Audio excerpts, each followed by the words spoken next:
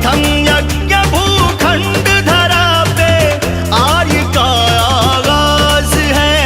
प्रथम यज्ञ भूखंड धरा पे आर्य का आगाज है पावन संगम की धरती ये प्रयागराज है, ये प्रयागराज है।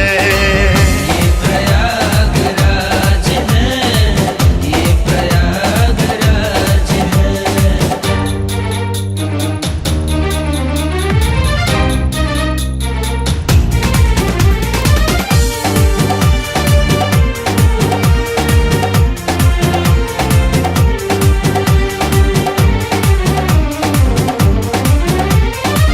कण कण में भगवान बसे हैं, पग पग स्वर्ग से धाम यहाँ।